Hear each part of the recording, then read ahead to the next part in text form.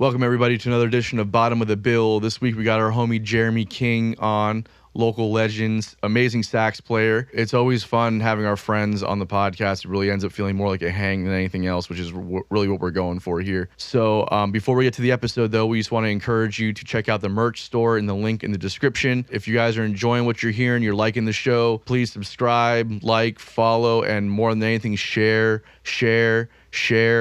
The more people that talk about it, the more the word gets out, the more we grow, the more eyes we can get on what's happening here in our local scene and help all the musicians out here. So without further ado, here's Jeremy King.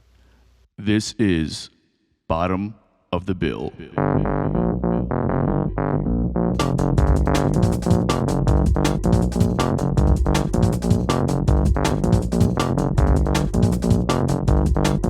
Jeremy King, welcome to Bottom of the Bill, man. It's been a minute. How have you been? Man, I've been good, man, and I appreciate y'all having me on. Yeah, man, I'm stoked to finally make this happen for sure. There's been a lot that's happened over the last year. I want to just try and help everybody in the scene out and try and make this a platform for everybody now. They're sure. trying to have fucking all these rules and just being more open to different things. So I'm stoked to have you here and do this thing, man. What's been going on? Man, it's right now it's more of just working and family and stuff like that. I got my older son Ethan, who is a senior at Douglas Anderson. He's graduating tomorrow, and he's been a joy to have coming out on my Tuesday jam every week for the last couple of years. And getting to spend time with my kid, with music. And so, this is a very big day for him tomorrow. And he's got his, the rehearsal for it and everything today. So I'm stoked to see my boy get his diploma tomorrow from Douglas Anderson. And he just got a full ride to Jacksonville University. And he's going to be studying jazz performance and commercial music. And, under John Ricci, awesome sax player and professor there, and one of the other directors there, Chris Creswell, and there's a lot of our homies that are over there at JU, y'all know Stan Piper. Yeah.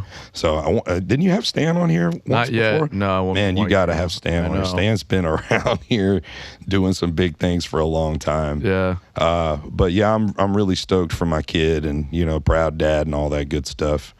I've also been doing a little bit of traveling in Florida, but not anything crazy. But I've been playing with a blues artist by the name of David Julia. Yeah, which you know him from some of the South Florida scene from when he was a kid. Yeah. But I've known him since he's about 15. I've done the Spring of the Blues Festival with him 3 times. We did a Blues Cruise pre-party down in Fort Lauderdale this past January.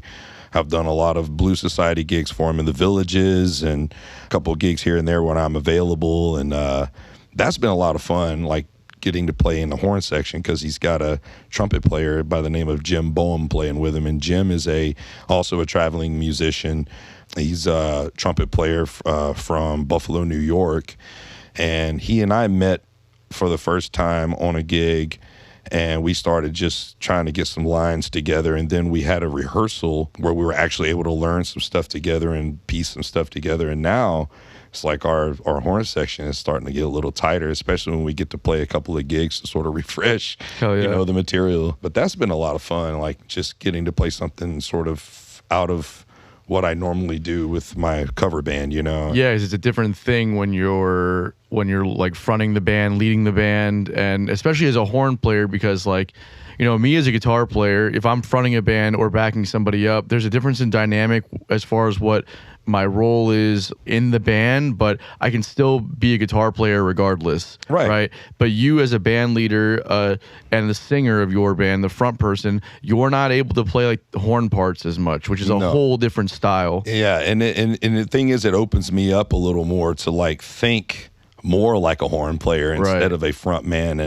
And with my cover band, it's I am the band leader. I'm the guy giving the cues. I'm the guy that's calling the tunes for the most part. I mean, I sing, usually somewhere around 50, to 60% of the material for the most part. But having, my bass player sings a lot and my guitar player sings a little bit, which I've kind of had to pull it out of him after a couple of years of playing with me. Both of those guys, if I'm having a tough night, it's nice to have other guys singing I can lean on. But I still have to think like a band leader. Plus, I'm working sound for that group, so I'm turning around and messing with the board.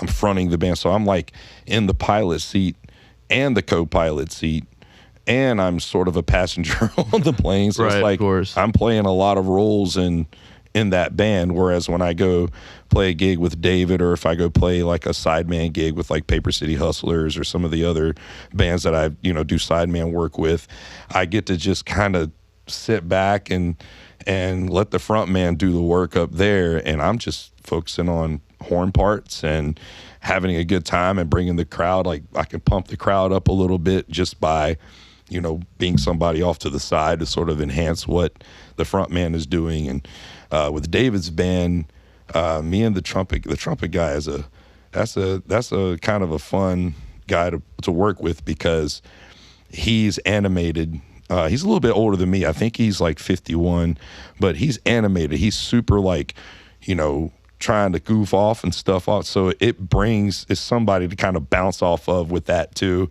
And when he and I play together, we've had a lot of feedback from a lot of David's regular fans. They'll come up and be like, "Man, you guys just bring out a lot of the fun in the group." Like, we'll bust David's chops, while if you're not having fun on stage, like, I feel like it's not worth being up there, I was like, well, part of it is also having fun off the stage, like what you're saying, busting chops, and like rehearsals got to rehearsals loosen up, obviously like you need to work and you need to put in the time and focus on things, but like it's also fun to have some time to just kind of like shoot the shit. And exactly. And busting chops is like that's part of the camaraderie, and my son Ethan, I was talking about earlier, he just y'all know Strings Brewery here in Jacksonville. My wife is really good friends with the owner, and we all know Ben the chef over there that frequents a lot of the jams and a lot of the shows around here. When Ethan first got a job there, he's just started working there about I think it's been about 2 months now, and the one thing they do in the kitchen when he works there is bust each other's chops. And he loves that, because he knows that's part of being in a brotherhood or a sisterhood or a fellowship of sorts. Like, that's because busting each other's chops, that's how you get to know each other too. You get to know what everybody has, what their little quirks are, and what the boundaries are, right? And everybody is very receptive, and I've gotten nothing but good feedback from Ben, so I guess Ethan's fitting right in. Bro, I saw before I left for the Virgin Cruises, I went to go see Theo Katzman, and I saw Ethan there, and I didn't recognize him at first. Yeah, he's tall now. It is, like, every time I see him. Every time I see him, because it's always like spurts of time that I go without seeing like all you guys. You know what I mean? So I hadn't seen him for a minute, and then I see him, and he looks familiar, and then he's like kind of waiting for me to say something, and I was like, say, "Hey, man." I was like, "Oh, you're fucking Jeremy's kid." Damn it, bro.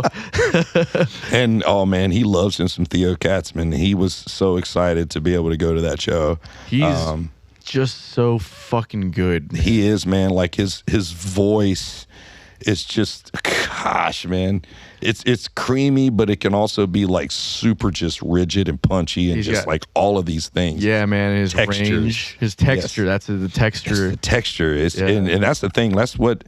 I think that's what it is about artists that bring it out to me, is like the distinction in their voice. Like, if it's a really good voice that I enjoy hearing, but that I can immediately recognize, it's not like a cookie cutter voice of sorts, and Theo's one of those guys, it's like you hear him sing, you're like, wow. Yeah, he's got total control over it too. He was doing some like impromptu kind of thing with his merch guy. Like, I won't give away too much of his show, but he does his thing, and like he sings it while he's like making a joke out of it, and it's like it's a cappella, and you're just like, awesome. Oh, you're so, because that's an artist, man. Like it's one thing to like perform but then it's another thing to like to create a fucking like show. And you know? And he's also the other thing that you brought up, like going to his merch guy and doing like, that's almost like breaking that third wall. Yeah. You know, when you break that third wall with the audience, they're with you now. Yeah. And just talking about that gives me goosebumps, because once you get the audience like on board, then you can almost do whatever you want as an artist. Then It's like the creativity can really, really come out. But it's just breaking that third wall to get them with you. And since Theo is he's very established, obviously. So like people that come to see him want him to break the third wall. Yeah, you totally. know? So they're waiting for that moment, you know? And I think every artist should figure out some way to break the third wall. And sometimes that's hard for me, because sometimes I get caught up in my own thoughts and insecurities when I'm on stage, and like I'm looking at the backs of people's heads at the bar and I'm going, they don't like anything we're doing. Like, you know, zero applause after, you know, you got 4 people in the bar and nobody's really caring. You're just like, well, it's hard, man, when you know, it's easier to be confident when you know that you're playing to a sold out room of people that bought a ticket to see you. Right. But like when you feel, a lot of the times when you're playing in restaurants and bars, like we feel like we're more of a hindrance to their experience. Well, one of my mentors put it best. He said that these people didn't come here expecting to be an audience. Yeah, exactly. And it's like, that's, I mean, as profound as that sounds, it's sadly true. It's sadly true. Yeah. But we were paid to make them an audience. It makes you work against their will a little bit. Well, it makes you have to work for them a little bit harder, you know? And sometimes it makes it easy when at some point you transition from that world to the ticket world, and like you're selling tickets, because like that audience is there to just give you love.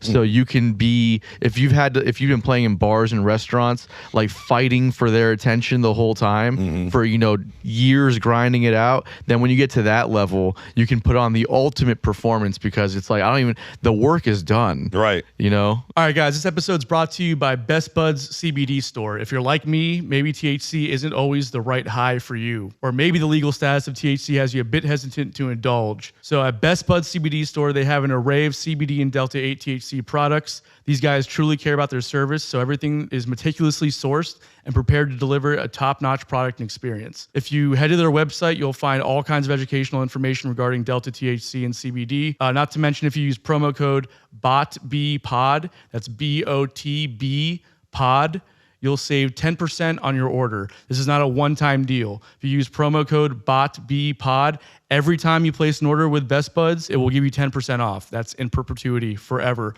So head over to bestbudscbdstore.com and start saving on all of your CBD and Delta 8 products. Enjoy, guys. Most people that have a fan base, you know, the great artists do everything they can to keep that fan base and build it, you know. And then there's the other ones that sort of get caught up in their own like demons and stuff, and then they don't realize what they're doing, you know. Like like what's that one wide receiver that used to play for the Bucks, Antonio Brown? Did you show him that TikTok you showed me, Chris? I might have to. Might have to pull that There's one a up. TikTok on Antonio Brown. You know, he's like an arena football owner now, but really, like that funny thing where I guess he wasn't getting the ball as much as he wanted to at in Tampa. So he like ripped off his shirt and stuff, and then he like exited, you know, with no shirt on, and just like, you know, like that was one of the weirdest, most bizarre like football memories. I mean, I know you guys don't much follow football, but I'm a huge NFL and college football fan. You can tell by your shirt. Growing up in Baton Rouge, you know, I was around a lot of the music and culture from New Orleans. So, you know, I'm a Saints fan, of course. So like I was watching them growing up, and that was hard, man. Like watching people go to games with bags over their heads because the team was so bad. Like I remember we got to the playoffs one time. I think I was probably 12, 11, still young, you know. We finally get to the playoffs, and we're, you know, good team that year, and we lose the first game of the playoffs, and it's just like, we're never going to get over that hump. Like, had all this, like, hype and stuff whenever we would get, I think we had Jimmy Johnson for a year as our coach. And then that was like, what is going on? Like, gave up all of our good players to get like one great player. And then that sort of like, and that player ended up being great, but it just ended up being a total bust.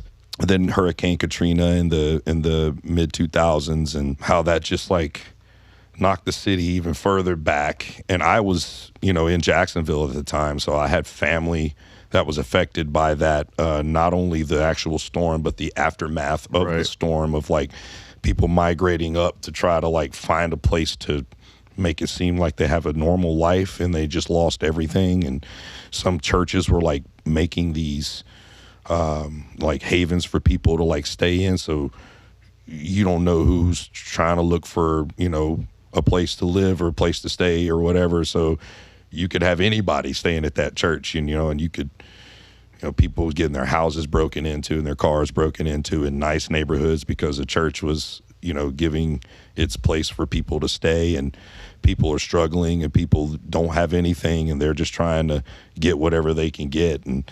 And I just remember like the team and the stadium, like the stadium needed repairs from the storm, and the team had to, relocate for practices, and, couldn't play any home games yet. And then we had that first home game after all the storm and everything, and they, got the stadium all back up and everything. And we got this player, Drew Brees, and this coach, Sean Payton. And wow, all of a sudden the team was like brought to life. And we ended up going to that Super Bowl at the end of, I think it was 2008, beginning of 2009. And I just remember like that off season, and just like knowing somewhere in my heart and in my mind, like the Saints are going to get to the Super Bowl this year. I just have that feeling. I kept telling my brother, who still lives in Baton Rouge, my brother Chris Phillips, and I was like, man, I feel like the Saints they're gonna do it this year. And he said, man, quit talking like that, man. You're going to jinx them. Just like, no, man. Dude, I have this feeling. Like, I literally had this feeling it was going to happen, and it did. And, I mean, the Saints retired, Kurt Warner in the playoffs, have beat that old man to death.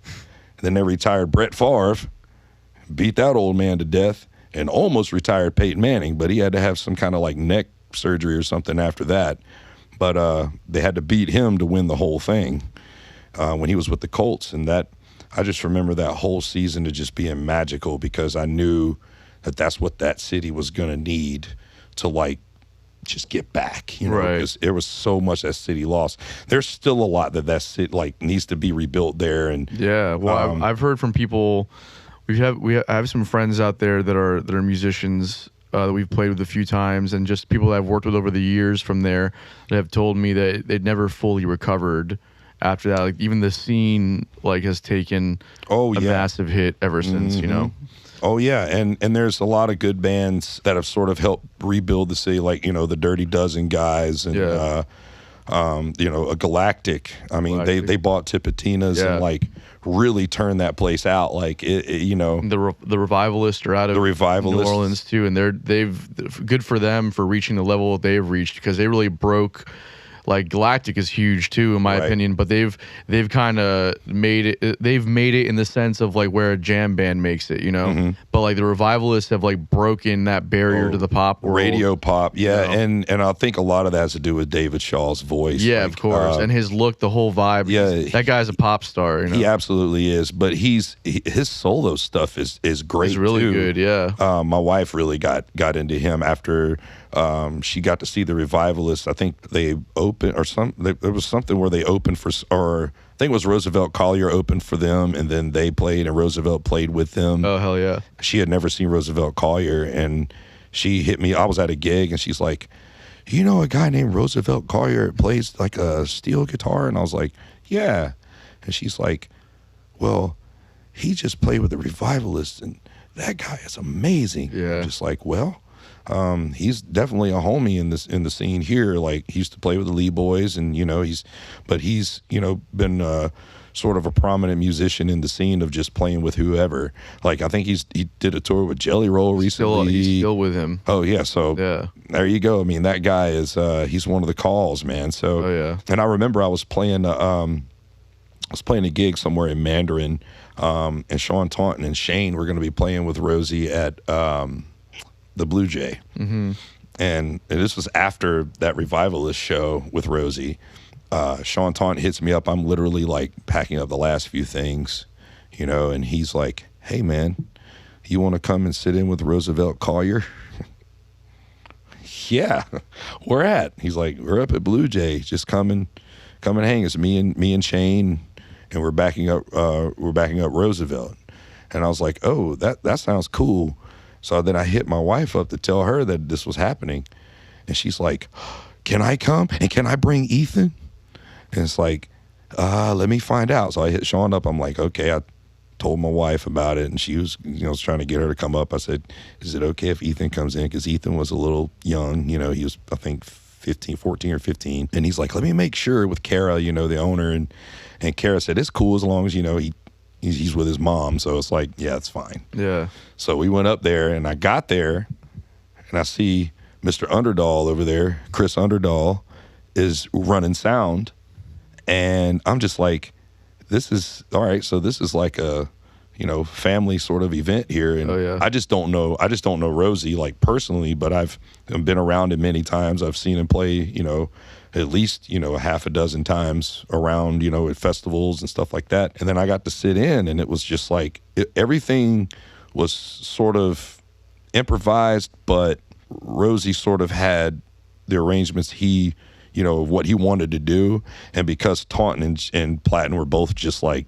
they're seasoned pros, they just jumped right on it. And yeah, Shane's played with Rosie for years. Yeah, so I mean, absolutely, I was going to say that too, because I know Shane's played with Rosie in some other projects as well. But Taunton is he's an animal. Yeah, he's just no doubt that he's like one of the best drummers. And oh, absolutely, he's one of the first calls in this town, and there's a lot to be said for that. Like, he's put in a lot of work to get there, and Shane's put in years and years of grinding. Yeah. And he's one of the heaviest grinding guys. And for them to just call me and include me, that was just cool, because I've known Shane for probably 22 years, and I've known Taunton well over a decade, probably at least 12 or 13 years. And both of those guys, whether I played gigs with them or, seen them at a jam or going to their gig to hang out, or they pop into my gig and hang out. Like,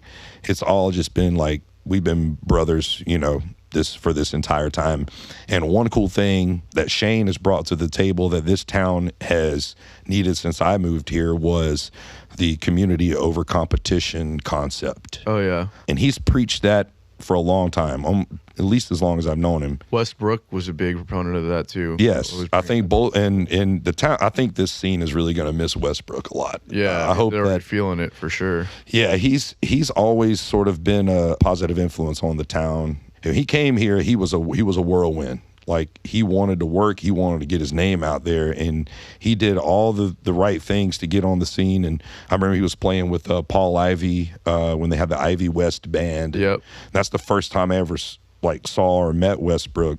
And I just remember how cool he was about, once he found out that I, was a player and that I knew everyone in the band, he was like, "Oh man, you should most definitely sit in."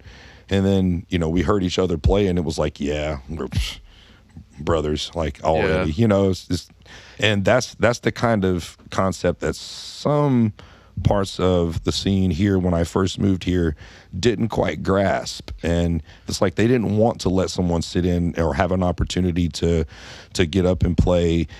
Even in open mic settings, they would vibe out, certain players, because they feel they were either a threat to their gig, or they didn't want them to outshine them, or in some degree. And it's like, I feel like that's just a bogus kind of reality that some of those guys have in their head. And the ones that really allowed me to get out there and play, like when I first came off of my my first deployment when I was in the military, I was in a band on that ship. And the guy that put the band together was a very well-known or knew a lot of players on the scene here because he spent time stationed in Jacksonville while he'd been in, and he was almost retired. Whenever I met him, he was like about to retire. But he told me a couple of people to just sort of, go and call and maybe, go to their gig here and go talk to them and tell them, hey, tell them that I sent you, So it would be like I would drop his name and oh, you know him? Oh yeah, man, you could sit in, Mr. Natural, I think, was the first band. Greg Cherico, I think Jimmy Graves was in that band at the time, and y'all all know Bruce Royal. Oh yeah, Bruce Royal was in that band, and Bruce was just the sweetest, kind-hearted, guy. And I would show up to sit in, and I would usually get to sit in a couple of songs with them, and they usually had a sax player that was already there, but I would get my opportunity to play, and I remember I showed up another night and there was a different band there, and then I talked to them, and they were like younger guys, like kids, and they were a blues band, and they were like, yeah, man, you play saxophone? We don't have a sax player. Come on, get up and play. And it was totally welcoming, And then I met another group that was like a lot of older guys that I still kind of keep in touch with, and they were open to let me play. And then that was how I was able to just get the stage experience. So when I would go up there and I would feel like I would eat shit on something, like, oh man, I didn't know the changes on that real well, or that solo was, shit, I would go, all right, well, I'm going to go home and check this tune out and I'm going to work on it. You know what I mean? And then the next time I come out, I'm not going to eat shit. Right. So that, I think, the stage experience is what made it easier for me to get better on the scene. Maybe it's different for other people. Like other people like to be, more polished and stuff like that. And I was still very raw, but I had so much practice time when I was on the ship. Because you can't go anywhere. Right. You're stuck on a island of metal. Right. With about 5,000 plus people, and there's not a whole lot of places to go practice, but you'd find these little nooks and crannies, and, sometimes people would just like to hear the sound of the saxophone, and they would be like, yeah, man, you can practice outside my shop. It's no problem. I enjoy it. Okay. Yeah. I'd be out there practicing and just trying to get better, and then go to my little band practice with the group, and we had a cool horn section, and it was a large ensemble. And for being just a bunch of random Navy guys, that band was tight. Yeah. That was a tight band, but we rehearsed, because we had nothing else to do. Like, what are you going to do? Just go to your rack and go to bed every night? Like, right. No, you go do something to like take the edge off. It's not like we can go to the bar and have a drink because you can't drink alcohol on the ship. There was just no escape, and I felt like having a band on the ship was a nice escape. But it also, connecting with the guy, his name was Bert Chimay, connecting with him on the ship was what connected me with bands here. And I remember, like, after I started connecting on the scene and just starting to get to know, names, shaking hands, meeting people, another cat I met was Jack Corcoran. Yeah. Which y'all have already had Dylan Adams on here, but y'all should probably try to get Jack. Yeah, I want to get Jack on too. Yeah.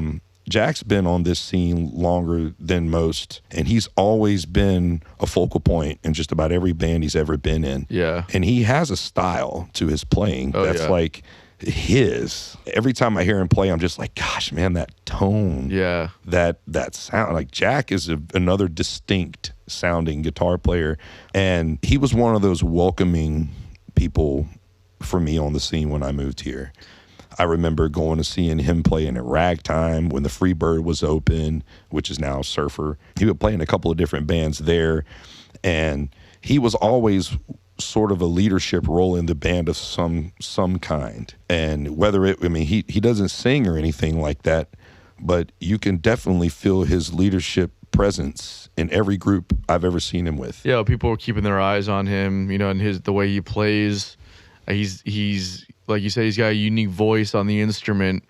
He's got this way of like playing the styles that those guys play, which is like a lot of blues and southern rock and some soul and R&B stuff, and he plays it all so authentically. It's his though. Exactly, it's his. It's like it doesn't sound like he's copying anybody else. I've never heard him sound like somebody else when he plays. It's like that's Jack Corcoran. Exactly. But he was one of those welcome people. I remember there's one band he played with called Slim Goody, and I was like clean cut Navy still, Dennis Marin, who plays with Mofro now, trumpet player. He was there, and there was another trumpet player. I can't remember his name, but that trumpet player, his brother was playing drums. I think his brother's name was John, and what's his name? Carl Davis, singer. Stephen Mills was Steve Miller on bass, and they were doing like this like sort of R&B, swampy kind of bluesy stuff, like just soul drenched. Just it was so wholesome, and they would let me sit in with the horns, and I would just kind of pick up what they were doing, and like Dennis was always really cool with like sort of directing where things would go. And then Dennis told me he was in a band called Mr. Beam and the Stuff Essentials. And I remember that band. Adonis Boyd was a singer.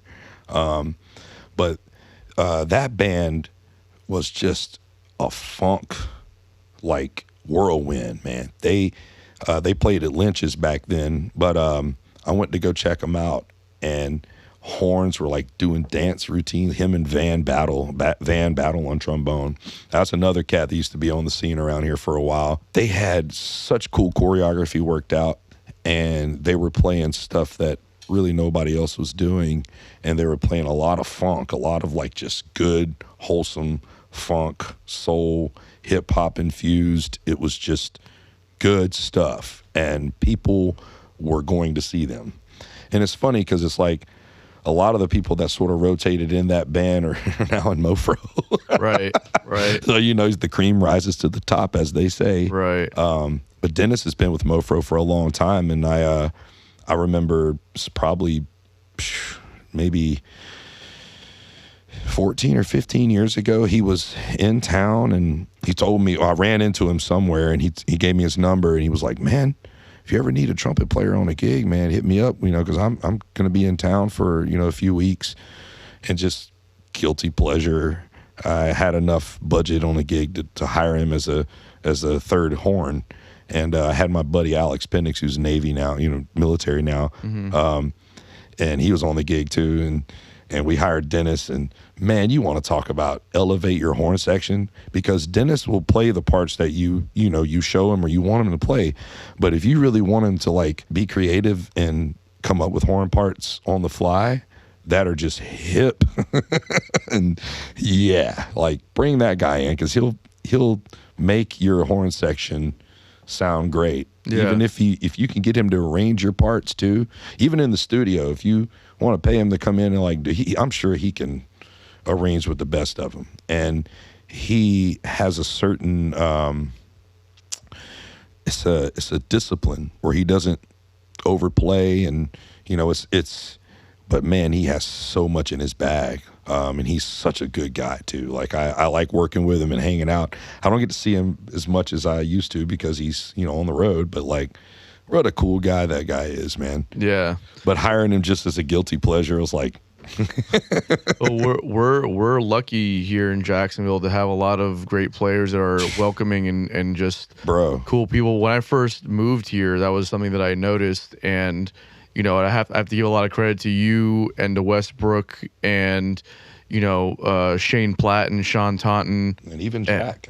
Jack, yeah, man, because that was one of those things where it was like I think I was the one that told you to go check out their jam, and I said go to Jack and drop my name, and that's what got me on the jam that night, was because I dropped your name. Because at first I was like, hey man, I'm a new guitar player in town, like I'd love to jam with you guys. He was like a little standoffish. Right. I was like, I'm a friend of Jeremy King's. He told me to come and talk to you. He was like, oh, you played with Jeremy? I was like, yeah. He was like, okay, yeah, we'll work it out. I was like, cool. And he's a homie, man. Because you got and that's the standoffish thing is not to make Jack exact sound as somebody who's standoffish. Look, but when you're running a jam and you got some random dude that you don't know coming up to you, telling you happens a lot. It happens every time. Yeah. And it's like, and they you don't know if they're good until they play. Right? Exactly. And you know, the standard at that jam with the band that they had, and just the people that were rolling through there constantly, it was like they were trying to keep a certain standard.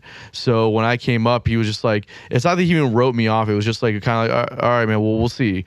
And then I mentioned your name, and then he was like, okay, yeah, we'll work it out. And I played that night. Like, yeah, that's the thing. Like, if you mention cats like Shane or Sean, my name could get you only so far. But guys that have been on this scene for so long, if they vouch for you, you know, most of the time that's like a cheat code. You know, it's like you get in there, you drop the name, and that's the thing. Like, I don't like name droppers, but if somebody comes in and says, this guy told me to come and talk to you specifically, then I mean, because when Chris Underdahl first showed up to my jam session, I knew he was young, I knew he was green, but his firm handshake, his eagerness to meet you and talk to you, and then he said, my guitar teacher told me that I needed to come to this jam and come and play more and this and that. And I was like, who's your guitar teacher? And he says, James Hogan. And I was like, enough said. Yeah. Enough said. Like, that's your guitar teacher? You got a good one, and he told you to come here, even though he was at the wrong jam. James told him to go to another jam.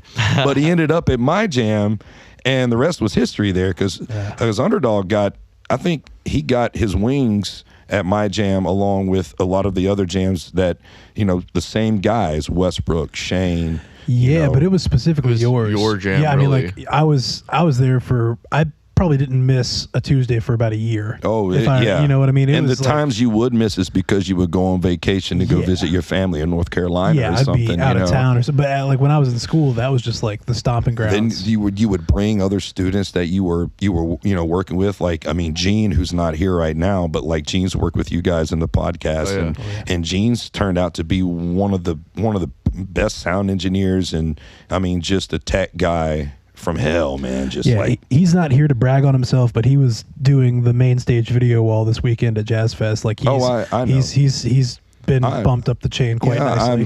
He's an AVL guy now, and you know, he's got his big boy pants on, and I'm happy for that guy, man, because I remember when he was just coming out to the jam to hang, and you know, before he even got the internship, when he was able to go to New Orleans, like that was cool, man. Wow, that studio was amazing.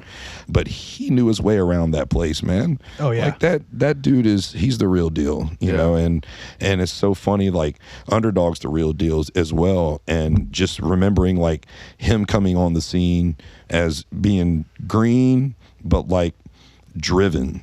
And when you have the drive, man, like you reek of the drive a little bit. You can tell when someone has just got the drive. I want to be this. Yeah. I want to do this. Like, this is my ultimate goal, is to play music, and I want to do, you know, all of it. I always want to just throw me in, put me in, coach. You know, you just know when somebody has that drive. So I mean, naturally, I took him under my wing, you know. Every time he would come out, it's just like, all right, I got to teach these kids, you know, like him, like little lessons. You know, I can't just throw all of it on them at once, because it'll overwhelm them, and then they might be turned off from wanting to do this. Yeah. So, like, the little things of when not to play, the little things of like, hey, Chris, you know, there's like 4 guitar players on stage. Maybe you should not play the same part as those 2 guys are playing, but you know? Just little things like, I mean, and that's the thing, things he needed to learn, because nobody's going to tell him that. Right. But I would hint those little things back when we'd be in, you know, out back and, you know, partaking in whatever, you know. I can't remember. Yeah, I can't remember either. But we would be back there just hanging out and talking and shooting the shit. But then I would put like hypothetical situations, but real situations, and I would say like, man, remember that guy that came out the other night and he was just like, you know, playing the same part as that other guitar player was playing, and it was just like, and it just clashed. And it's like, yeah, usually if you got like more than like 2 guitar players on stage, you know, one guy could just lay out and it'd be fine. Yeah. You know, or just not even be on stage. And then underdogs, you just see him process it, you know. It's like, yeah, that's actually smart. And then you'd see him apply that later. And then he was playing through a little practice amp like this, you know, and you could barely hear that thing. I'd put a mic on it and try to crank it. And it's just like, I just like, man, you know, having a nice amp is, you know, if you want to do this for a living, you got to get a decent amp, you know. And he went through a few amps, but he finally started looking at decent, nice amps. Wait a minute. You have an amp now? Well, I'm about to pull the trigger on a nice one finally. All right. Well, what was that deluxe you had at your house? Yeah, I got a deluxe now. Bro, that deluxe sounded pretty good. I'm in the club. I got an amp. Do you really have a deluxe now? Yeah. He do have a I went and deluxe. got a deluxe. I think you told me that actually. Yeah, I forgot. Needed That to deluxe upgrade. is sweet, man. Yeah. Yeah, Oh, that's right, because I was pissed because I ended up selling my deluxe for a fraction of what it was worth. Oh, Because No, I got a blues deluxe. You got I had a deluxe reverb. Yep. Yeah. Different See, deluxe. And that's the thing, like Fender amps are, I mean, I'm not much of a guitar guy, but in my experience, like Fender amps are good blues amps. Yeah. Yeah. They work real. They work real nice. They're good all around amplifiers. You can do a lot with them, and then, you know, they respond to pedals real well and all that stuff. But yeah, man, there's a lot to be said about going to those jams. You know, that was something that was very hard for me down south, was finding a place that would let me come in and work things out, you know. Get out of here, kid. You're bothering me. Yeah, well, it was like I got lucky when I joined with Rocket and Jake. Well, I got lucky in a few different ways because I met this agent down there named Jim Nestor. Shout out, that guy was a big part of me getting to do stuff, and he just kind of like would like bring me into these bars where all these blues guys were playing. Some of them now who are very successful, like Albert Castiglia, JP Soares. Yeah. You know, so he, like, back when these guys were on like the bar circuit playing to like empty rooms type shit, Jim was representing them, and he'd bring me out and be like, hey man, I got this kid, let him play. Yeah. And I didn't have to really do it. He was just like, let him play. And they'd be like, all right. And they'd let me up, and I would just get my ass handed to me. And then But that stage time was very important. it's important. For you to learn, even though you might have botched their little performance that one night a little bit, but like those guys were tight enough to hold it together and just Totally. like, but you knew when you're a young player, like you get up there like, and you think you're hot shit, you know, and then you get up there and you kind of eat it a little bit. You're either going to do one of two things. You're not going to fix it and think you're fine, or you're going to hear those mistakes and you're going to go, man, I got some work to do, you know? And most of the time those old cats are going to be super cool and be like, yeah, man, you sounded good, kid, you know? And then the ones that really care are going to come up and, man, there's one little part you did this right here. Try this, right? You know? And that was like the Broward Palm Beach scene, and that was cool. But the Miami scene was a little harder because you had UM. And don't get me wrong, there's still people that I talk to from that time that I'm still like cool with. And there were some musicians in Miami that gave me a lot of grace that helped me out and stuff like that.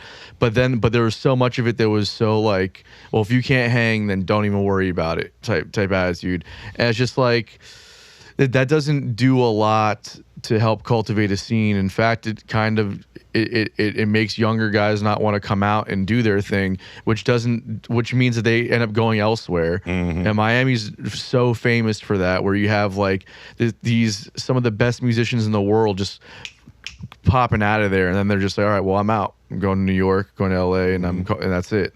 You know, and Miami could be a great hub for music, you know, if it was more open to cultivating a scene like that. And I think Jacksonville has sort of always kind of been that spot that nobody knows about, has a very strong musician like residence here. Totally. And a lot of that is because of places like UNF. And even Douglas Anderson School of the Arts, you know, guys that have come out of DA and didn't go to college still end up being great musicians. And it's a lot because the community based. I know that, you know, before certain guys got here, that it wasn't so much of a community from what you're saying, but like that whatever is existing now and has been here for the last decade, as I understand it, is that community kind of thing. Like, oh, you're new to town, come and sit in and jam, or you're in school, you're learning shit, what do you know, come and sit in and play. And that's the thing, like I don't want to like misconstrue it like there wasn't a sense of community. When I first moved here, there were a lot of guys that let me play, you know, or let me have the opportunity, or let other people, other musicians new to the area have those opportunities. But there were a lot that would be sort of exclusive and not let, like, you know, they'd be holding a jam session and I would go, and then they would say, well, this is like a pro jam, you know, we're only letting, like, you know, certain players get up, and then I might get to get up for like Mustang Sally or some crap. And I'm just like, okay, you know, it's like, do I really want to get up and play Mustang Sally? Okay, well, that's the only song you're going to let me play. All right. I mean, it's something, you know, and I don't know. I was just one of those that I was well driven. I wanted to get out there, but I knew that I had work to do. Yeah. But I just needed that stage time so I could see what work I needed to do. And the ones that really, like I said, the ones that really opened the stage up to me, like Ken Mango and Deb Rust of High Tide, and TC, Tommy Carmichael, TC and the Tornadoes. Like, that was a little 3-piece band that was playing little dives at the beach, and High Tide was playing like some of the more popular spots at the beach. Mr. Natural, you know, Greg Cherico and Jimmy Graves and Bruce Royal. And then there was the band Thunder and Lightning, which y'all might not know them, but I know y'all know Grant Nielsen. Yeah. Grant was in that band as the lead singer and harmonica player. The dude could play really good harmonica. Really? Absolutely. He probably doesn't brag about his musical prowess, but he's a super talented guy. But I played with them for a little while, and then Chris Poland replaced me when I had to go on my deployment. Then when I got back from my deployment, they had started another band called Magilla, and Chris Poland moved from sax to drums. And then I saw him play drums, and I was just like, dang, I think he's maybe a better drummer than a sax player. And then I got to hear him play sax again when they started Fusebox Funk, and I was like, nah, he's just equally a badass on both. Yeah, bro. And then you hear him sing, and you're like, he sings too. Chris Poland's an alien. And then he raps, and then you're like, okay, we're done here. Yeah, bro. Chris Poland is an alien. Keyboards too, like, yeah. That's a super talented kid. I haven't seen him in a long time, but everything I've heard him on, whether it be like on Tom Bennett stuff, or with John Parker Urban stuff, or whatever, he is a super talented, humble kid, man. Yeah, well, he was one of our early guests in the podcast, and I was talking to him about some stuff, and there was one time we did one of these, rest in peace to Joey Pye. We did one of his roundtable improv things at 1904. Always wanted to make one of those. I did a couple of those with him, and there was one in particular where it was me, Tom Bennett, and I think it might have been Chris Poland, and I forget who else was in the band, but that was like the house band. And Tom, I love Tom. What Tom likes to do with these jams is just like make like these intricate like chord progressions, and then just like see where everyone's at with it. So there was this one chord progression that he's doing where I start figuring out, like, okay, we're like in a Phrygian kind of thing here. Mm-hmm. So Tom gives me a solo, and like I do what I do, whatever, and then I hear Chris Poland take a solo and just doesn't skip a beat, just perfectly executed melodic improv solo. Everything's like shredding, he's holding back, he's playing hard, like melodies. It's all so perfectly crafted. Yeah, and I was like, bro, how do you like think about that, like while you're playing? He's like, oh, I'm not thinking about it anymore. He ain't thinking, man. I'm like, it's just there. It's just there. Like, and that's the thing. Like, some players that are like that, because I sometimes get caught up in my own head when somebody throws like a weird progression at me, and I'm just like, well, what am I going to do with this? This isn't like what I'm used to. But like guys like him, it's just easy for him. It's in there. Once you understand. Plus, he's played with Tom so much that he probably is used to the mayhem that Tom it puts on you. Yeah. You know, and I've played a couple of gigs just casual little cover gigs with Tom, and yeah, he's if he was a pitcher, he throws a lot of changeups, curveballs, and sliders. Yeah, like he is not a fastball guy. Yeah, he is gonna throw you some spitballs or some stupid shit. Which is fun because a lot of the times you get caught up in those jams where every song is like a 1/4 thing. It's or all something, or like a blues, and then it's like, okay, I know we can all do more than this. Yeah, and Tom's just like, I don't care.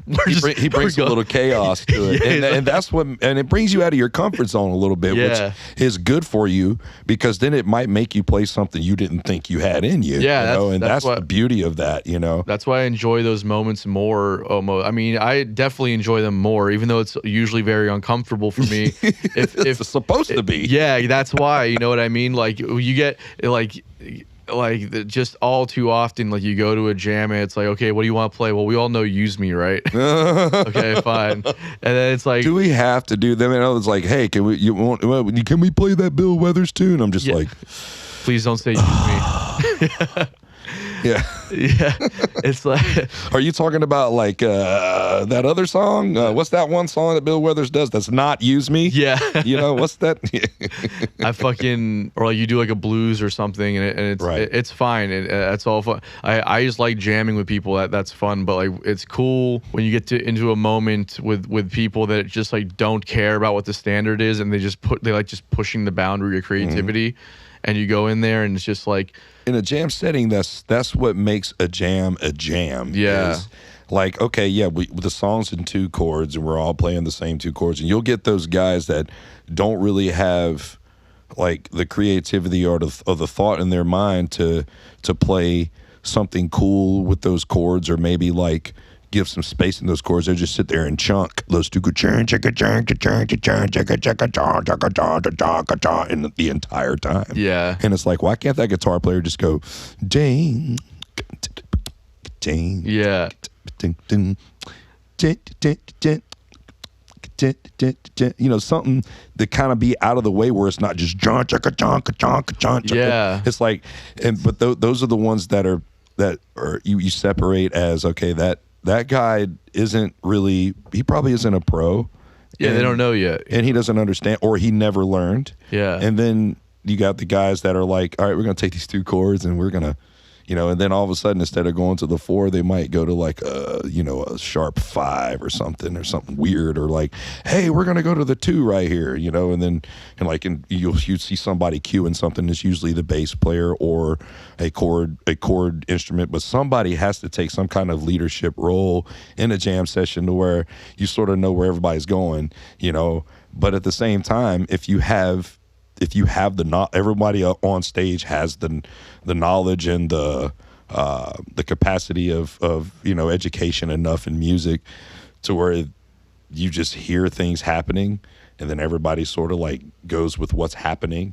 Like somebody might just hint at a riff, and then all of a sudden you'll hear somebody jump on that riff, and then all of a sudden the bass player will be like, well, that riff sounds kind of like that song, and then that song sort of like creeps in, and then and I think that's what makes a jam a cool jam, where it's just like, if you're going to do a 2-chord jam or a 3-chord jam, 2 chords and 3 chords in the truth like will get you far and playing gigs, you know what I mean?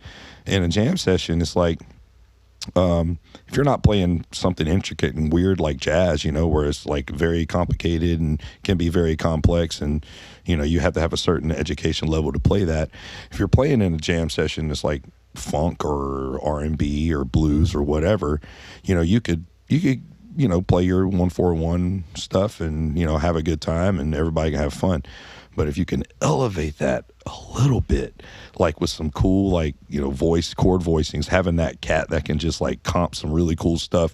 Say if I play something over, one of the chords in that 3-chord thing, and I play something and you hear a tendency of like another maybe a substitution of something in that, and where you can invert the chord or something to make what I'm playing sound cool because you have that knowledge, you have that ability, then that makes me sound better.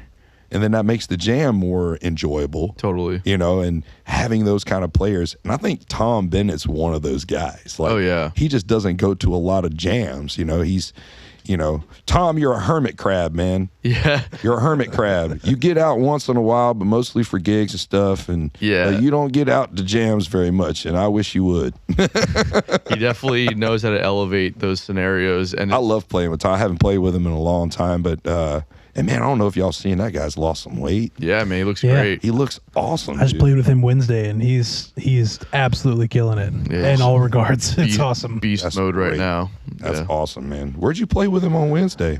We played at Underbelly. Did this Bob Dylan tribute for his birthday, and it was me, Sean Thomas, Tom Bennett, Ben Strock, and then Scott, and putting it all together on drums and singing. It was quite a band. Yeah, I was gonna say that sounds like a hell of a lineup. Quite a band, man. Wow.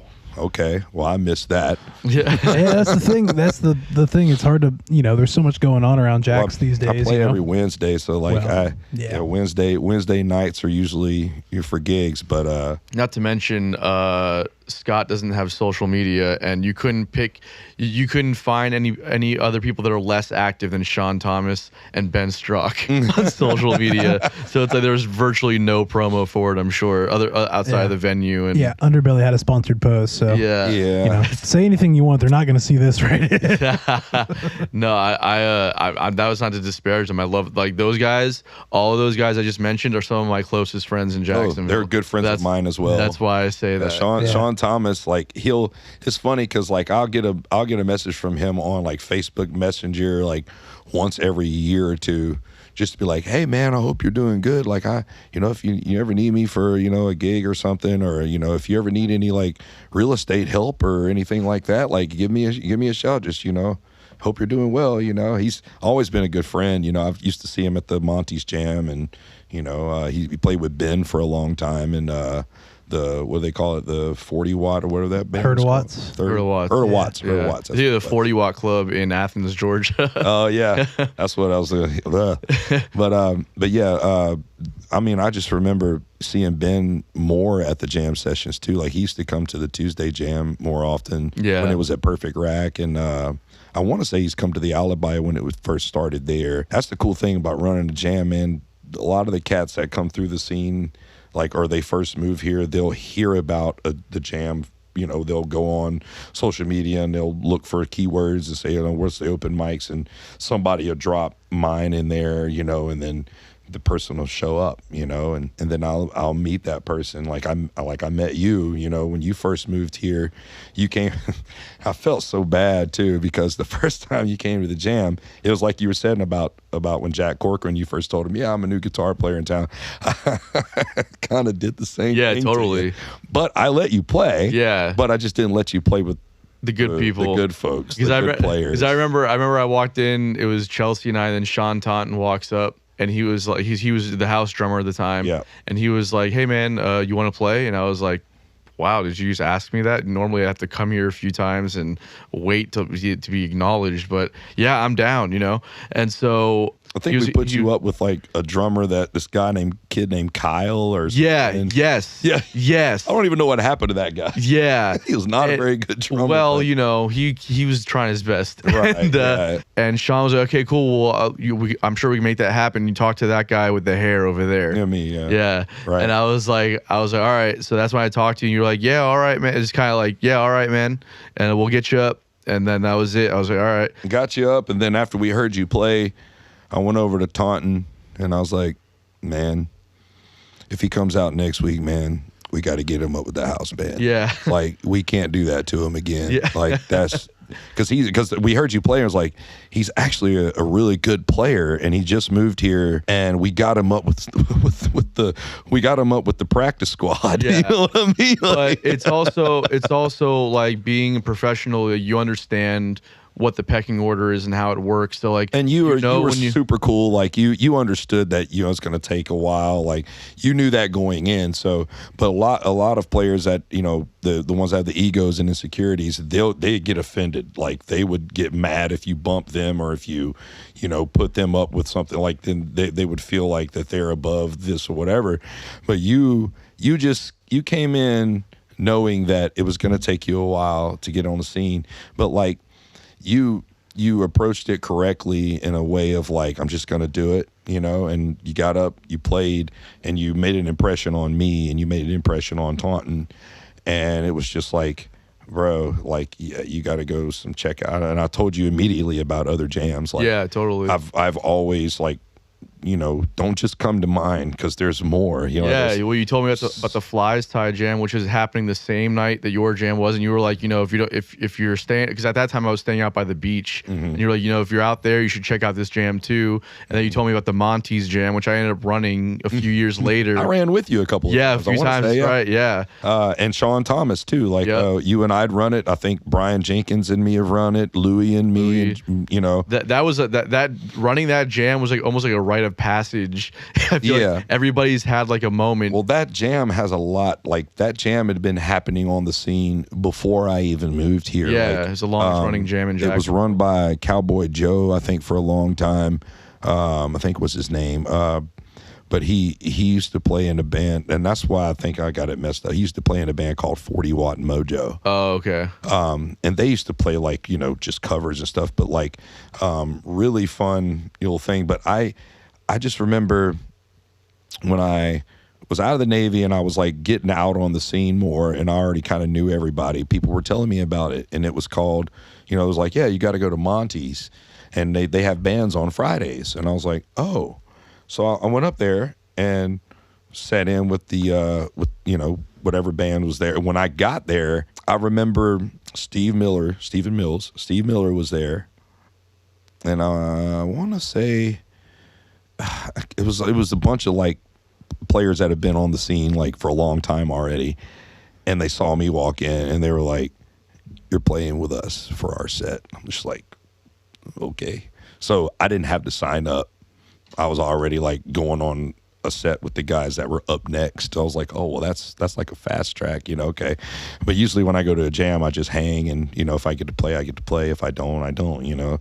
But in that case, I had already established myself a little bit on the scene, and I knew guys there. So I got to play, and after I played, this bartender named Joanne. Oh, yeah, rest in peace to her. Oh, man, I love that lady, man, and I miss her so much. She was a shit, man. She was awesome. So she heard me play, and she was like, they have bands here on Fridays. I know you have to be in a band. Like, you can't just be singing and playing like that and not be in a band. Like, yeah, I got a band called Out of Hand, and I was actually coming up here to see if I could, you know, work on getting a gig. And she's like, well, Nicky, you know, the guy that runs the play, he heard you play while you were playing. He came down for a couple of songs. Like, so I know he's probably gonna want to get some info. So I was like, all right. So I went and gave him my info and everything. And then after that, I started getting in on Fridays. And man, that place on Fridays would be packed. Like, I mean, slammed. You got the liquor store right there. Right. But like, it would be overflowing into the liquor store because they're so packed in there. And I remember when the Super Bowl came to Jacksonville, and that Friday before the Super Bowl, we were playing at Monty's. You could not walk in there. Yeah, I'll bet. You could not freaking walk in that place. Like, it was so slammed. And I wish that the new owners that took it over would have tried to keep that music alive there. And that's what I was telling Bryant when Bryant started his jam at Rain Dogs just recently. Yeah. And oh man, it was like, it means that Bryant's not going to be able to come out to my jam anymore. And was it Tuesday nights that they're doing it? Yeah. And they're, and I mean, I'm stoked for him because he's been out here, you know, hitting this scene really hard for a while, like with LPT and with a lot of really good bands playing out there. And he's just, you know, been trying to just be a working musician, you know, like the rest of us. And as a trombone player that doesn't sing or anything else, it's really hard.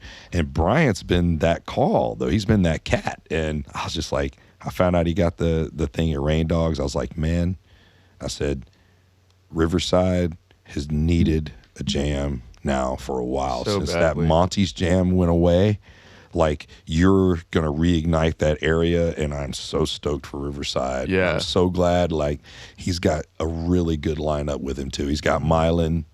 He's got such, and he's got Angel Garcia. And he's got Justin from my new band, Time Wise. Yeah. Real good. Which I haven't met Justin yet. I need to meet that cat. I don't think I've met him yet. Justin's slamming, man. You'll enjoy it. And so he's got a great lineup there. He's got another jam going. And I remember somebody, it was a really good player on the scene, kind of gave him some shit about it. Like, man, we got Tuesday jam over at Blue Jay, and like, now I'm gonna be torn. I'm gonna be, like, got high quality over here, and it's like, I don't want to take away from that. I'm just like, and I jumped in, was like, bro, like, he was giving Bryant shit for it. Just like, man, nah, there's plenty of room for that here, and Riverside needs it, man. I've been like honestly, I haven't made it out to that jam yet, because for the longest time we were doing like podcasts on Tuesday nights. I remember, yeah. And so now that I'm not even really living in Riverside anymore, but like I would love to go check it out. But Riverside is like this amazing. For those who don't know, like Riverside is like this amazing little like progressive kind of nook in Jacksonville. 5 points. 5 points, like King Street in Avondale, and like Murray Hill. It's like it's all Murray Hill is popping right now with tons of music over there. Stout Snug. It's got an Underdogs hosting an every other Monday jam at the old spot, Perfect Rack. Yep. I used to host my Tuesday. And that place is now like grown in its own right as well. Like they're holding a lot of the Jaguars like radio shows and stuff there for like after post game stuff, and they're having guys like ex football players like Leon Searcy and ex Dallas Cowboys Coach Campo, and they'll have some of the radio slappies on there with them, like I think usually it's either Ryan Hacker, one of those, like some of the Rick Ballou or some of those guys that are like radio show hosts, and they'll be live at Perfect Rack doing those like after the game. I think they do like the fifth quarter there, as they call it. That's cool.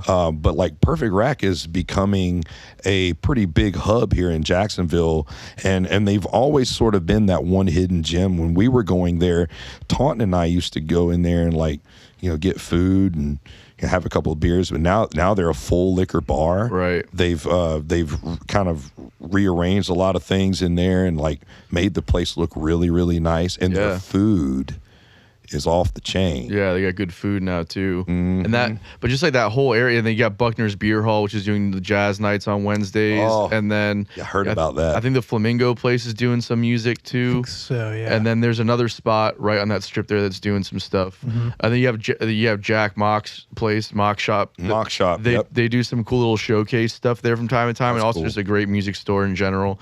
They've sponsored some of our events, but it's like Riverside. So that Murray Hill, for those who don't know, is a neighborhood, just outside Riverside. Mm-hmm. Riverside is this neighborhood that just so badly screams, "We love music," but there's no fucking music there. And I'll tell you, like, I mean, Rain Dogs. It used to have like, I mean, not only my jam, Monty's jam, of course, but there used to be right there in 5 Points. They used to have a jam there at this place called the Starlight.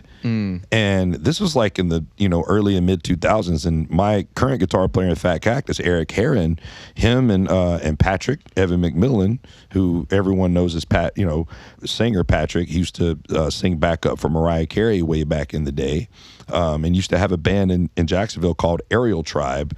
That, I mean, original music all over that with Jesse Crouch and Jared May on bass, and y'all know Ryan Leroy. Ryan Leroy did some time in that band as well. That whole Riverside area it needs that. It needs music. It needs because that whole vibe is there. It exists. If you don't have music in Riverside, then it's gonna be some kind of void there.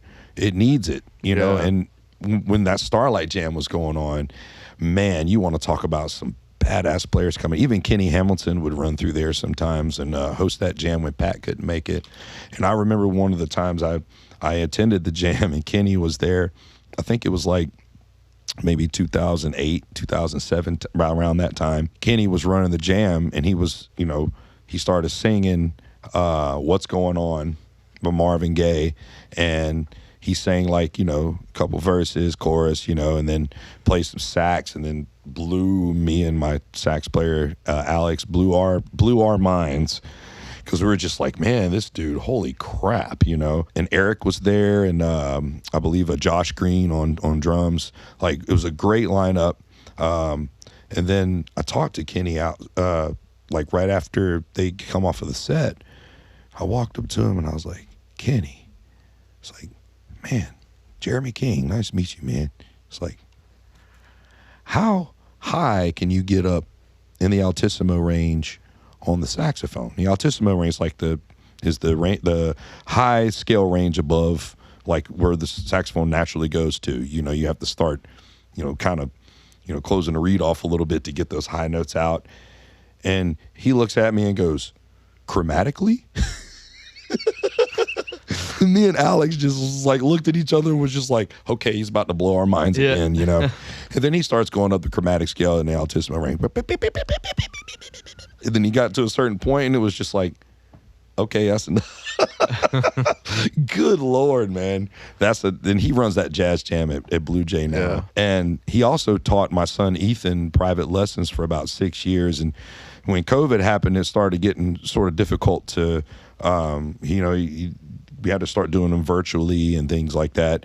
And then because Ethan got a part-time job and everything got so busy with DA, you know, the lessons just kind of like sort of stopped. And, you know, it's been a while since Ethan's had a lesson with him, but all of that time that Kenny spent with Ethan helped him develop, you know, into the musician that he is now, which is, you know, a very versatile musician. And man, Ethan played like, it's like some like 9 or 10 different instruments this year at DA. Damn. Several different types of saxophones, all from like soprano all the way down to the bass sax, not even like lower than the Barry. Right. Because DA finally got a bass saxophone this year. And when they got it, I went to go pick him up from his rehearsal. When they got it, I'm waiting out in my car to, you know, for Ethan to come out, you know, and he sends me a text. He's like, Dad, come into the band room. I was like, got to be something cool. Walk in there, just humongous saxophone, like larger than the biggest saxophone I've ever seen in my life. It was a bass, like I could fit my head in the bell. It was so huge. Yeah. And you want to talk about just the lowest, like, I mean, you know, meanest sounding horn. And he was going to be playing it on a piece with the Wind Symphony with the school. And he was going to be playing it with this saxophone choir that they put together with all the saxophones from like Sapernino all the way down to bass. And of course, he's playing the bass. And it's like, DA is one of those schools. It's like, there's a standard there. And when you hear those kids play and you see the level that they're playing, and then you see like the level of musicianship as well as the instrumentation that is like put forth to some of these kids, like bass sax, really in high school? Yeah. You know, Ethan ended up playing contra bass clarinet, contra alto clarinet, bass clarinet, a little bit of flute, bari sax, tenor sax, alto sax. He played for the musical that they put on at DA. What was that? The Chorus Line and Chicago the Musical. Like, he played in the pit. This last year they did Chicago the Musical, and he played, I think, 9 different instruments on that musical. It was something like some wow amount of instruments, and so he had to play out of a woodwind book. So it was like an entire woodwind section book. But DA had the talent within their school to have people that double on multiple instruments to be able to only have, you know, a small ensemble in the pit to cover it without having to hire a bunch of people outside of the school to do it. And this is college level musicals, you know? but he's done a couple of musicals with them, so he has some of that experience under his belt. So if those gigs ever pop up, like with Players, or Players by the Sea, or any of those, or Alhambra or something like that, and they have a need, like, he's got that experience. He's ready to go, yeah. I didn't have that experience in high school. Like, yeah. What? You know, DA just has that standard. You know, of course, all the negativity that's going with DA, with some of the teachers that have gotten in trouble with sexual advances towards students and stuff like that. One guy that was like the vocal director there, and he just recently got accused of all that stuff, but all that stuff has been kind of happening over the years and all this stuff. Yeah, the negative stuff there is just like with any school. With anything. That's not because it. Yeah, I don't want to let that take away from what the standard of excellence in the art at the school, like what it represents. Like, I mean, these kids played Carnegie Hall, man. Yeah, you know what I mean. Like, no, it's the stand. I mean, that has zero to do with what the. But that's where a lot of people are with that. Like, some people when they talk about DA, that's what comes up, and it's like, yeah, but like, I don't want that to take away from what actually the good things that come from that school. Yeah, my school is a fucking shithole, and we had that same problem there too. So it's just like it happens, man. It happens. Man, look, my theater teacher when I was in high school is now a convicted sexual predator. So it exists everywhere, man. Yeah, totally. And I just don't want that to be what people think about when they think about Douglas Anderson School of the Arts. There's like Don Zentz and Ted Schissel were two of shining moments of those two band directors being in my kid's life. Like, I mean, if it wasn't for Don Zentz, my kid wouldn't have been able to go to Dallas and play for Jen. He wouldn't have been able to meet all of these big name jazz people that he's met. He wouldn't have got to play with Marcus Printup when he went to Dallas. He wouldn't have got to meet Jeff Coffin when he went down to Jen in Orlando this past year. He wouldn't have got to see Victor Wooten and Jeff Coffin play live with like the cream of the crop cats that were down there. Right. He wouldn't have got to play with Ernie Watts, multiple times. Like, these are opportunities that he wouldn't have got if he would have been at a regular school, regular high school. Carnegie Hall, like, that's huge, man. There's musicians that go their whole lives and whole careers wishing they could play that place and never get to. I mean, the vast majority of them will never get that experience. And he got that experience in high school. Yeah, you know what I mean? Like, amazing. And that's what I'm trying to say is like, there's certain schools like that have a standard of excellence. And I mean, gosh, man, he's won multiple awards with like the ensembles he's played with, the basically bassy thing, they've been up like right up at the top of being considered for like downbeat awards and stuff like that. Like, they're always at the top everywhere they go, every festival they go to or performance or competition or whatever, they're always at the top somewhere, within the top 3 or whatever, Yeah. And Don Zentz being, he's now an inductee for the Jacksonville Jazz Festival. He got it last year, and that's my son's jazz band director there. He's also a sax player, so like, him pushing my kid, as a saxophone player helped my kid get better as well. Right. But yeah, I'm all about like, my kids, man. I brag on my kids sometimes more than I talk about my own career. I mean, it's not, but bro, I mean, that's a good parent, man. You know what I mean? I try to do right by them. I got my other son that I haven't talked much about. Like, that kid's a brain. He's smart, man. He's in the ACE program at Fletcher. He plays football. He's very academic kind of a kid. Didn't really pursue music. We try to get him to try it, and he loves music. Like, that kid listens to a lot of different stuff, and he listens to a lot of things in a very intellectual way. Like, he's such a nerd, man. Like, he watches anime, and like, I remember when he was in middle school and he started watching anime and he started liking the theme songs from the anime Like he can't understand a word of anything in the songs, but like he be singing along. You know what I mean? Like hilarious. But he listens to like, you know, Kendrick Lamar and Eminem, and you know, he'll surprise you and listen to like some Stevie Wonder or some Zapp and Roger from like the 90s, you know. He's a well-rounded when it comes to listening to music, and he's got a very I can't really think of the word, but like multiple different tastes in music. Like he's open to whatever, you know, if it's good. It took him a bit to get into country, but he's got like the kicker on his team, on his football team. They're both in the ACE program together. So his friend listens to bro country. Okay. Like, and Michael Bublé, which is a very odd combination. But of course, you know, my kid wanting to be, you know, somewhat, you know, all right, I got to get into, if he, you know, he listens to it, I guess I'll give it a shot. He'd find one or two songs that he likes, okay, and, you know, and put them in his little playlist in his mix, you know, so he can at least have that with his friends, you know. Yeah. But yeah, he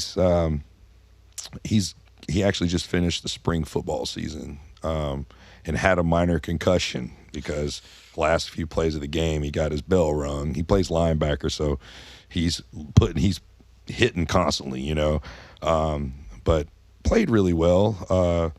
You know, he's still learning that position. He switched to that position recently, so like now it's like, you know, he went from being an O lineman to being an undersized O lineman and starting because he's better than the guys bigger than him behind him, to all of them giving him shit about being undersized. And then it's like, well, maybe you should switch to like, you know, linebacker or something. You're a perfect build for that. So his junior year, he sat, you know, second string and learned the position. And then of course the O-line went to shit because he wasn't there. And the quarterback was getting his ass handed to him some games. And he went to my son, he says, you know what? Maybe you should come back to the O-line. My son's like, I literally just cut 20 pounds so I could be right for this position, and now you want me to try to come back even more undersized? Like, nah, kick rocks, buddy. You're the one that you and all them told me to get off your O-line. Here I am off your O-line. You're asking me to come back. Like, yeah. Come on, you know? Yeah. So he's about to be a senior this coming year. So it's exciting, man. That's wild. I got one graduating tomorrow, and I got one graduating next year. And then that's it. Got a fucking empty house. Yeah, well, they'll probably still be hanging around for a little while. Yeah, but at least school's out of the equation. Yeah. A little bit. At least high school. High school, so, yeah. We gotta wrap this up. Some unpopular opinions. Let's do it.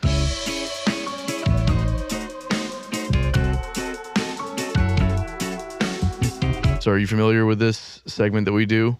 A little bit. Okay. So if you got any unpopular opinions, feel free to talk about them. Tiger King. Okay, hold on. Don't go yet. Not a fan. You don't like Tiger King? Never watched it because everybody was watching it. Bro, it's like, it's not. They said the entertainment content was what Underdog tried to sell me on. Yeah. And I watched a couple of clips here and there of it just because people would post them on social media. And I'm just like, I would not get into this. When I watched it, I found it depressing. One, because it came out during COVID, I think I had COVID at the time, and it was also, we had been locked down for a little while. Right. Like there was a lot of things. There was a lot of alcohol happening. There was a lot of eating dog shit. There was a lot of like just mentally and physically, there was a lot of depression happening at the time. And I'm watching this movie, and I'm looking at these children that are coming into this situation essentially, and I'm like, man, these are misguided children that just got sucked into this situation. Oh. That could have been anybody. It could have been. That had a bad situation at home or whatever. But it reeks so bad of white trash. Oh, I mean, it definitely. Garbage. Okay, it wouldn't have been anybody. It would have been a certain kind of person. However, hey, don't you talk about my heritage like that. I'm just saying, like, I'm with you though. I'm not saying that I wouldn't be considered as a white white trash because I'm a poor white boy, but at the same time, like, I mean, okay, so the show Roseanne was great entertainment, and that was white trash humor. I get it, you know. But this just seems like this was going like a little bit deeper into like it was hard to watch for me. Well, and that was fake. You know what I mean? This was really. But aren't they? But that's why it was easier for me to stomach Roseanne because I knew it was actors. Whereas some of this stuff, they were saying like. The cruelty to the animals and stuff, like how they were trying to keep these tigers, these cats, these supposedly supposed to be wild, but if they're being kept, they should be taken care of in a way of like. You know, that's why you see animals in a zoo, like, you know, they're a little more well kept, it seems. But even then, it's sort of depressing to see animals at the zoo because, you know, they're being held, you know? It's like, I mean, I try not to get too much into the morality behind it because the thing is that I don't know how that industry works. And the documentary has a narrative that they're trying to push. So there's a lot of information that's going to be omitted. I get it. I just never watched it to get all of that info. Yeah, because it just didn't appeal to me. It's just they like a lot of those people seem like just like especially him and you know Doc whatever is Doc Antle and like a lot of these people seem like not good people and they seem like they're what was the one lady, Carol Baskin or whatever? Carol Baskin. Is that the one they always say, damn you, Carol Baskin? Yeah. Or didn't they say I heard something about like she might have murdered her husband or something and fed him to the tigers? I think that was determined to come back that she didn't. I think they found him alive. I think they found him, yeah. Yeah, he was recent development. Oh, well, that's good. He was hiding. He was in hiding or something. All right. So if that documentary did one thing well, it brought that guy out of hiding.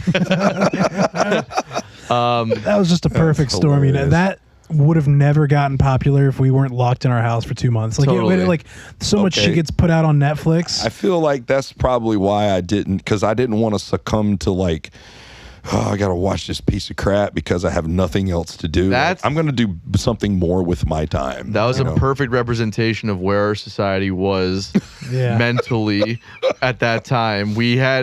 That's what we were all feeling. Things are bad now. Watch this. This was the biggest show on television, kids, in 2020. Yeah, we watched everything else on TV. That's the thing. We cleared 15 seasons of shit. But that's what I'm saying. That's how depressed we were, that we thought that watching that kind of like just fucking that lifestyle, like just watching that world as a method of entertainment. That's where we were mentally. That's how depressed we were. This is where we are as a society right now. Yeah, shit, I haven't seen the watching color this disparaging crap 2 months to be entertained tiger. by it. Like, oh my gosh. So, what other unpopular opinions do you guys? What's Chris's this week? Okay.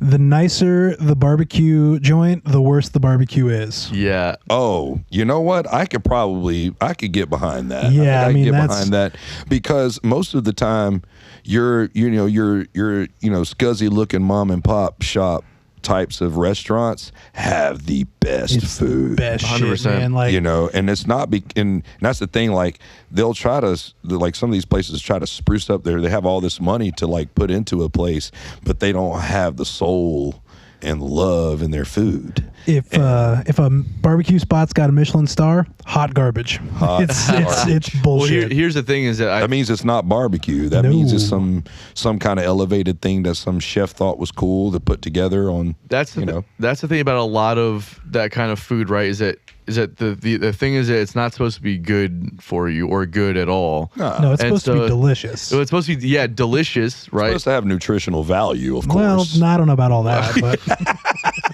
well, that's another unpopular opinion.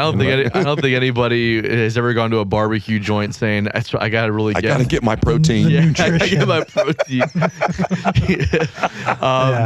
But it's like, I think I don't have too much experience with it, but the best barbecue that I've had has been like home cooked and has been like You know, usually like if I was on the road somewhere and it was like a family was giving us food to take with us, and it was like that shit was. But you go to a barbecue spot, like, you know, there's something, there's a grit missing to it. Yeah, you go to like, the best barbecue is like Terry Black's in Austin or something, and it's like renowned as the best, and it's. Well, y'all ever been to Jenkins? Y'all ever been to Jenkins here? Jenkins is like the shit too, apparently. Jenkins is actually really good. Yeah, I've heard they're like some of the best in Florida. People actually come back to Jacksonville just to get their sauce unless they can get it shipped to them.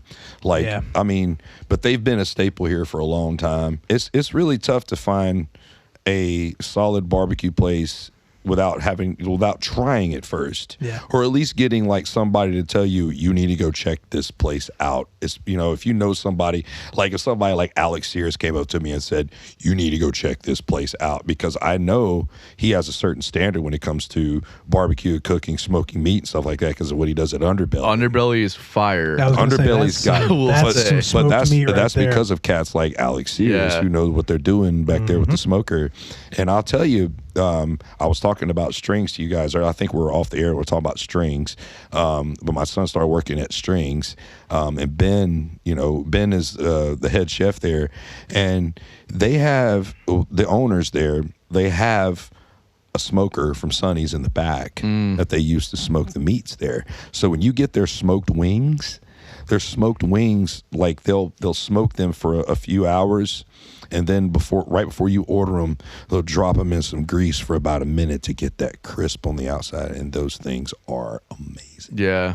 Amazing. Yeah. And the thing that all those places have in common is that no one's trying to do it up at any of those places. You know what I mean? Like Underbelly is probably the one exception, only because it's like a nice music venue. But like, but it's still like it's you know, a music venue, and then so it's like every other place that we mentioned is like you go there and you know that you're getting like good food, like good barbecue when you go to those places. They're not.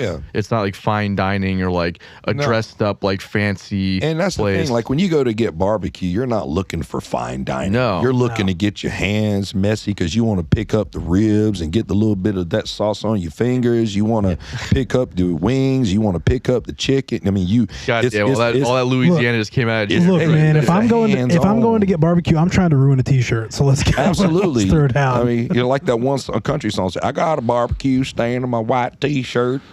Oh yeah, deep cut, making me something with that mini skirt, whatever that is. Yeah, but I'm just saying, like, barbecue places, man. If they're too like clean, hoity-toity, they're probably not real barbecue. I agree. That was a good one, Chris. I dig it. Yeah. I actually like that. All right, so my unpopular opinion this week is more of it's more of like a thought that I had. I don't know how popular it is or not. You need to stop doing that. Yeah, no, right. Thinking that stuff gets you in trouble. Gets you in trouble. I've lost a lot of money because of thinking. Yeah. So made a little bit of money doing it though. Yeah, rarely has that happened for me. Emphasis on little. There's I was listening to American Pie the other day, the song. The song? Yeah. Okay. And I was like, holy fuck, this bass line slaps, bro. Like, it's such a good bass line and no one ever talks about it. And I'm here to tell you that it's the only reason why I would say it's not an iconic bass line is because it's busy as shit. So it's hard to sink your teeth into and grab onto it. But if you listen to what's going on, you're like, this guy was just fucking moving, bro. Like, you don't even realize. Well, the song is moving. Like when you first get to when the song first comes in, it's, you know, I forgot who played piano. It's broken down when he first comes in, and it's like dynamics. And then when he kicks in with the, you know, he can sing with well, like it's moving, because the bass player is driving it, bro. Yeah, and I never really like broke that down to think about the bass line, but now that you mention it, it's like. It's just it's an advanced walking bass line. It's not like he's just moving. He's not just playing lines. No, he's playing lines. Like, now that I think about it, and it's so subtle in the recording. Yeah, but the way the song moves, like, wow. I never even thought about that. That's I forget what his name is. Rob Stoner. That's what it is, Rob Stoner. This guy's played on so many records of that era, but like I bet he has. But like, I don't know why. I mean, I know why it took me by surprise, because you listen to that tune and you never pay attention to anything but the lyrics, right? It's a catchy hook and all that. It's a great song. But I was just like, let me just tune out for a second and see what the bass player's doing. And I started listening. And I was like, oh, god damn, bro, this is fucking wild. A lot of that 70s down tracks. A lot of that 70s stuff, man. The bass, I mean, it's not that it's underrated or not talked about enough. It's just that I think so much of our generation, I think we're so far removed from it now that it's important as musicians that are not from that time to go back and just listen again to what those guys were like, why people talked about it so much, because you have to think about, even though it's not, think about them playing that live with that bass line, well, how nasty that might have been live, and also exactly, and then also think about like for them there was no reference point. They were inventing this style, like rock and roll, folk music. I mean, folk music, but it was the marrying of these genres, and it was a new thing of that time. Like rock and roll, especially, it was 20 years old at that time. That's true. You know, and then you have the 70s and the British rock thing,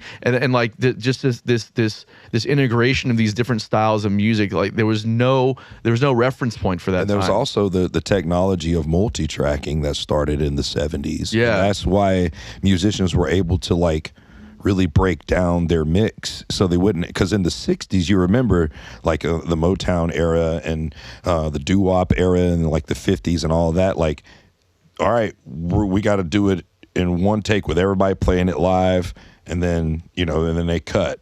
And then the band would do several takes, full takes of full songs, full instrumentation, and then when they get it in the 70s, it was like, holy crap, you can do it track, play it back. You could play it back.